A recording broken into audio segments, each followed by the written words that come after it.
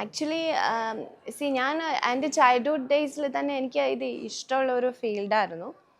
അപ്പോൾ ഞാൻ സ്കൂളിലൊക്കെ ചെയ്തുകൊണ്ടിരുന്ന സമയത്ത് പിന്നെ എൻ്റെ പേരൻസിന് തീരെ ഇഷ്ടമില്ലാത്ത ഒരു ഫീൽഡ് ആയിരുന്നു. അപ്പോൾ ചെറുപ്പത്തിലൊക്കെ ഞാൻ ആങ്കറിങ് അങ്ങനെയൊക്കെ ചെയ്യുന്ന സമയത്താണെങ്കിലും അല്ലെങ്കിൽ ചെറിയ ചെറിയ അഡ്വർടൈസ്മെൻറ്റ്സ് ആഡ് ഷൂട്ട്സ് ഒക്കെ ചെയ്യുന്ന സമയത്താണെങ്കിൽ പോലും ഒട്ടും പേരൻസിന് ഇഷ്ടമില്ല. പക്ഷെ അപ്പോഴും അതുകൊണ്ട് തന്നെ ഞാൻ ഒരിക്കലും വിചാരിച്ചില്ല ഫ്യൂച്ചറിൽ എനിക്ക് എന്തെങ്കിലും ഈ ഒരു ഫീൽഡിൽ ചെയ്യാൻ പറ്റും എന്ന് ഐ നെവർ തോട്ട് ഓഫ്. പക്ഷേ ഞാൻ വർക്ക് ചെയ്തുകൊണ്ടിരുന്നതാണ്. I was working.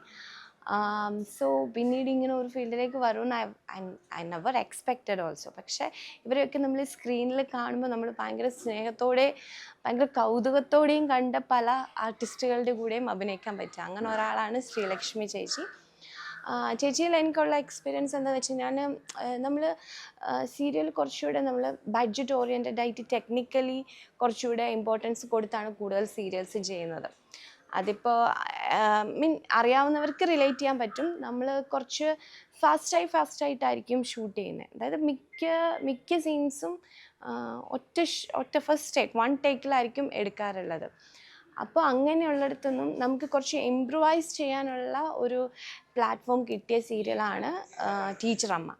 അപ്പം നമ്മൾക്ക് കുറച്ചുകൂടെ ആക്ടിവിറ്റീസ് ചെയ്യാനോ അങ്ങനെ ജസ്റ്റ് ഇപ്പം ഒരാൾ പോകുമ്പം ജസ്റ്റ് പുറകെ പോയി പറയാതെ എന്തെങ്കിലും ഒരു പേർപ്പസ് നാച്ചുറലി നമ്മൾ ചെയ്യുമ്പോൾ ഒരു വീട്ടിലെങ്ങനെയാണോ അങ്ങനെ ഒരു പേർപ്പസ് വെച്ചിട്ട് നമുക്ക് ചുമ്മാ നിന്ന് സംസാരിക്കാം, അല്ലെങ്കിൽ ആക്ടിവിറ്റി ചെയ്തുകൊണ്ട് സംസാരിക്കാം. അപ്പോൾ എപ്പോഴും അങ്ങനെ ഒരു ആക്ടിവിറ്റി ഓറിയൻറ്റഡ് ആയിട്ട് ചെയ്യുന്ന സീരിയൽ. അപ്പോൾ ചേച്ചി കുറേയൊക്കെ പറഞ്ഞു തരും, ഇതിങ്ങനെ ചെയ്യുക അല്ലെങ്കിൽ അങ്ങനെ ചെയ്യുക, അല്ലെങ്കിൽ നമ്മൾ ഫസ്റ്റ് റിഹേഴ്സൽ എടുക്കുന്ന സമയത്ത് തന്നെ ചേച്ചി ഇംപ്രൂവൈസ് ചെയ്യാനായിട്ട് നമുക്ക് പറയും, ഇങ്ങനെ ചെയ്താൽ കുറച്ചുകൂടെ ബെറ്റർ ആയിരിക്കും.